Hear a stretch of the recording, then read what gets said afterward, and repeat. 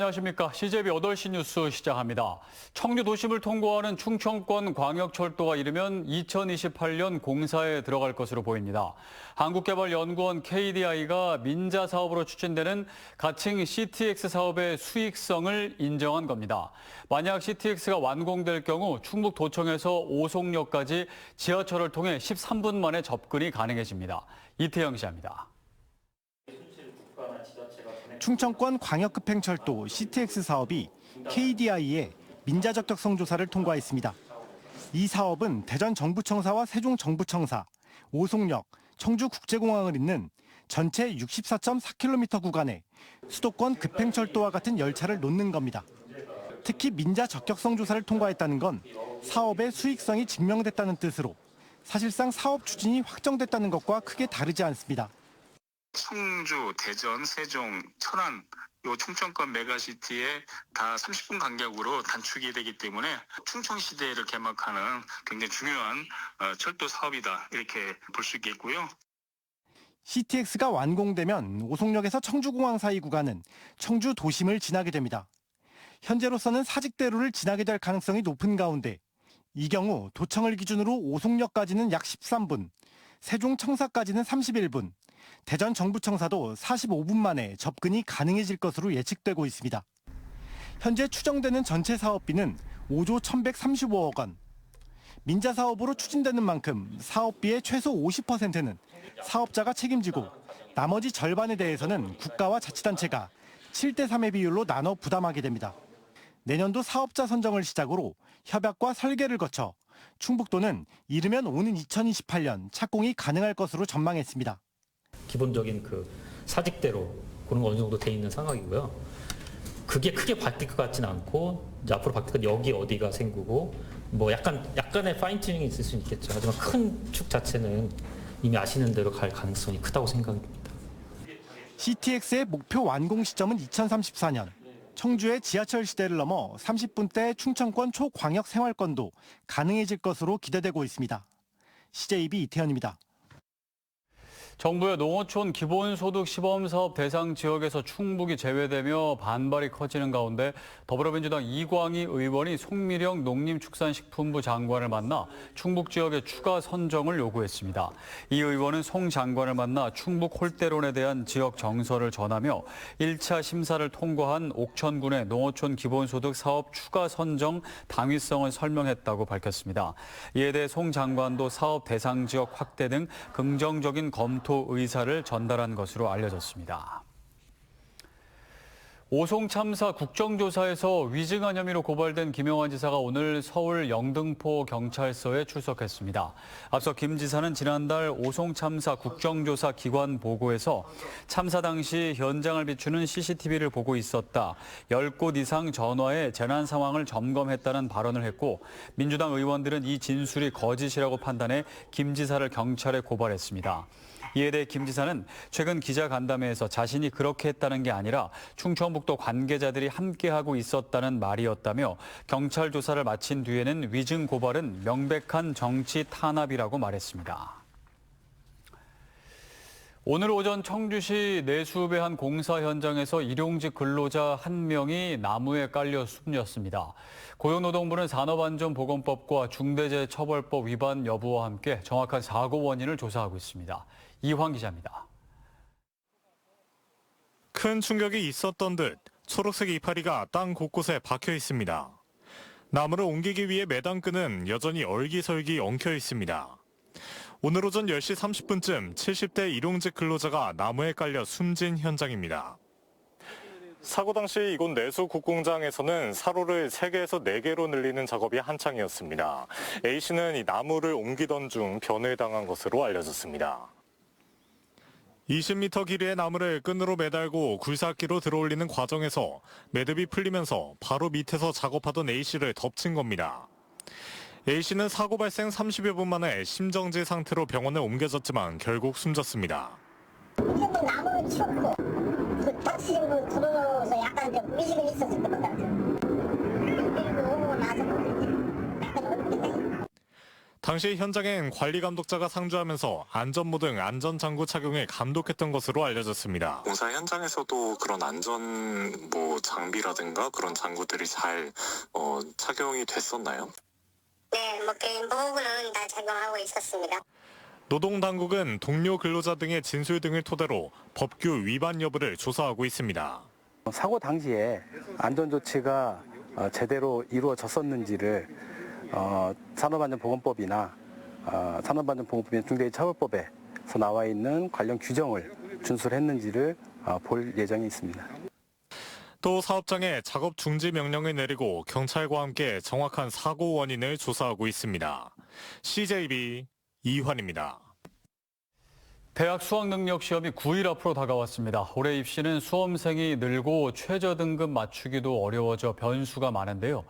무엇보다 수능일까지 신체 리듬을 시험 시간에 최대한 맞추고 새로운 것보다 확인하는 것에 비중을 둬야 한다는 조언입니다. 최현석 기자입니다. 수능을 앞둔 청주의 한 고등학교 3학년 교실입니다. 모의고사와 기출문제를 풀며 막바지 실전 감각을 끌어올리는 데 집중하고 있습니다. 학교에선 학급 시간표를 수능 시간표대로 운영하고 수능 안내 방송도 틀며 시험장 적응을 돕고 있습니다. 실전에서 최상의 실력을 거두기 위해서는 좀 어떤 일정한 루틴, 그다음에 하던 대로 이게 제일 중요할 것 같습니다. 그래서 학교에서도 시험장의 분위기를 최대한 좀 조성하려고 좀 노력을 하고 있고요. 수능 막바지 남은 기간 학습은 새로운 것보다 확인하는 것에 비중을 둬야 한다는 조언입니다. 최근 3개년도 모의고사를 다시 풀어보고 오답 문항을 재정리해 보는 것도 효과적인 마무리 학습법입니다. 올해 도내 수능은 5개 시험지구에 시험장 35개 교로, 응시 인원은 13,890명입니다. 수험생이 지난해보다 1,233명 늘어 시험장도 2개 교가 늘었습니다. 충북교육청은 수능 시험일인 오는 13일 오전 8시 10분까지 입시를 마치고 경우에 따라선 좀 더 일찍 집에서 나설 것을 당부했습니다. 교통 여건과 지참 금지 물품 소지 등을 다시 한번 살피고 혹 균형이 맞지 않는 책상이나 의자 교체 등 최적의 준비를 마치는 것이 필요하기 때문입니다. 지정한 장소가 있습니다. 그 지정한 장소에 학생들 물품을 전자기기를 비롯해서 가방이라든지 책상 속에도 책 한 권도 있으면 안 되기 때문에 수험생 예비 소집은 오는 12일 35개 교 시험장에서 실시되고 수능 성적은 다음 달 5일 통지됩니다. CJB 최현석입니다.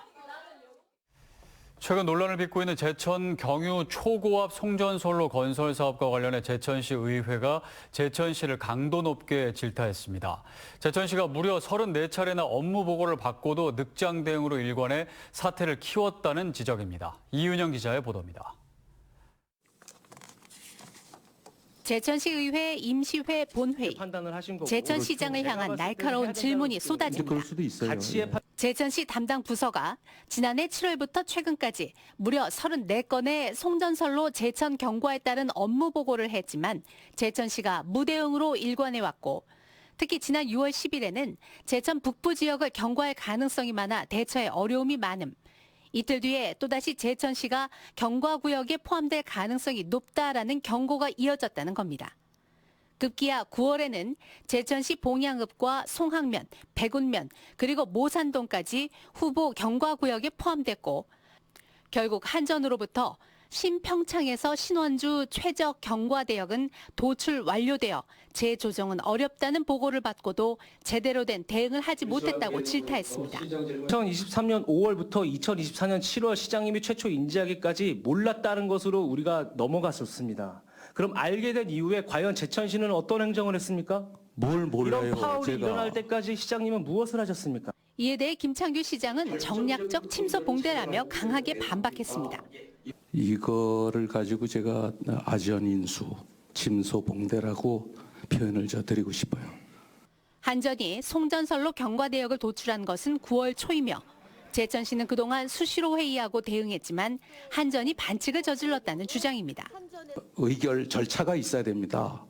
근데 의결 절차 없이 그냥 넘어갔어요. 이거는 절차상에 엄청난 흥결이기 때문에 자, 그러면 우리는 이거 이렇게 법적으로도 하시죠. 대응을 할 겁니다. 현재 한국전력은 신평창부터 신원주까지 78km 구간에 345kV급 송전선로를 구축할 계획입니다. 지난달 제천 지역 4개 읍면동 16개 마을에 송전탑이 들어선다는 사실이 알려지면서 지역사회에 반발이 확산됐고 최종 입지선정위원회가 연기된 상태입니다. 외양간이 다 불탄 다음에 그걸 고치겠다고 하는 건데 결국에는 본인의 무능함을 상황이 그랬다라는 식으로 핑계에 변명하는 것밖에 되지 않다는 것. 34차례의 업무 보고에도 늑장 대응으로 일관했다는 비판을 받고 있는 제천시. 시민들의 분노와 시의회의 질타 속에 제천시가 어떤 결단을 내릴지 주목됩니다. 전혀 관계가 없는 CJB 이윤영입니다. 용인하고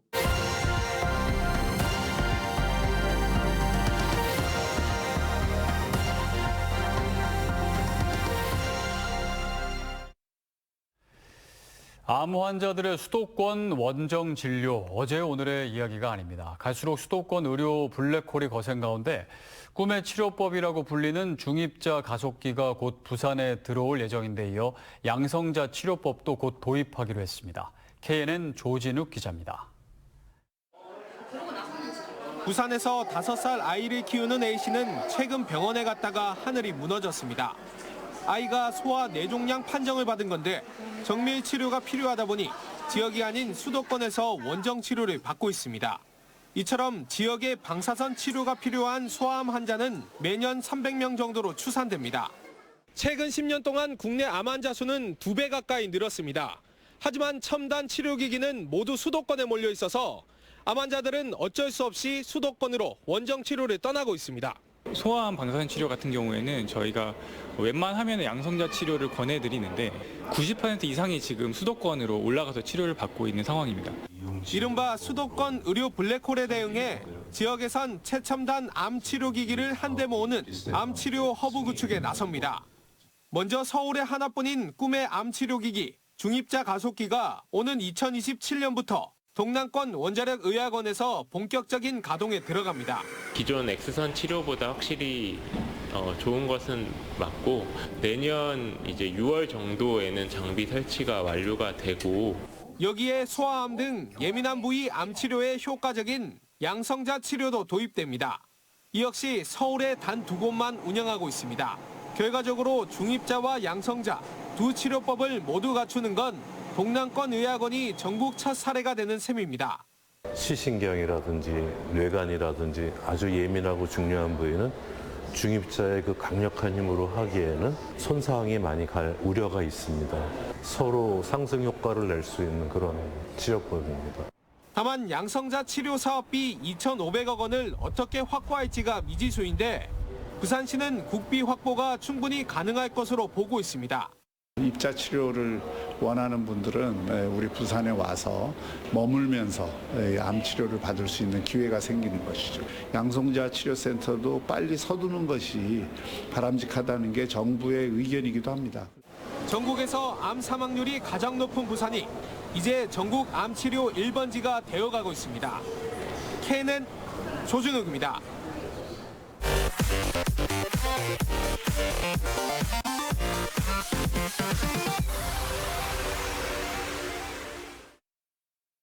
충북의 소비자 물가 상승률이 17개월 만에 최고치를 기록했습니다. 충청지방통계청에 따르면 10월 충북 지역 소비자 물가 지수는 118.09로 지난해 같은 기간보다 2.5% 올라 지난해 5월 이후 17개월 만에 최고 상승률을 보였습니다. 품목별로는 쌀과 사과, 귤, 경유, 휘발유 등의 상승폭이 컸습니다. 청주 테크노폴리스에서 자동차 체결 부품을 생산하는 주식회사 ATS 이재진 대표가 중소벤처기업부 등이 주최하는 2025 중소기업 융합대전에서 동탑 산업훈장을 수상했습니다. 충북경제포럼 회장이기도 한 이재진 대표는 지역 중소기업 간 협업 활성화를 통해 모두 5건의 협업 성공 사례를 만들고 기업 간 개방형 혁신을 통해 친환경 모빌리티 부품 산업 발전에도 기여한 공로를 인정받았습니다. 외국인 유학생의 지역 정착과 중소기업의 글로벌 인재 확보를 위한 충청북도 외국인 우수 인재 채용 박람회가 오늘 충청대 컨벤션 센터에서 열렸습니다. 이번 박람회는 충북과 세종 지역 15개 대학 1000여 명의 외국인 유학생들이 한자리에 모여 40여 개의 기업 인사 담당자와 1:1 현장 면접을 진행했습니다. 행사장에는 체류 비자 상담을 비롯해 이력서 사진 촬영과 면접 클리닉, VR, AR을 활용한 직업 채용 등 취업 지원 서비스도 운영됐습니다. 한국 BBS 충북연맹 청주 흥덕지회는 오늘 오영식 충북연맹 회장 등 130여 명이 참석한 가운데 결연 청소년 45명에게 1인당 50만 원씩 2,250만 원의 장학금을 전달했습니다. 또 신규 결연 학생 9명과 1:1 자매 결연식을 맺고 적극적인 후원을 약속했습니다. 38년 전통의 청주 흥덕지회는 전국 최초의 여성 조직으로 출범해 지금도 지도위원 50명 전원이 여성으로만 구성된 전국 유일의 여성 지회입니다.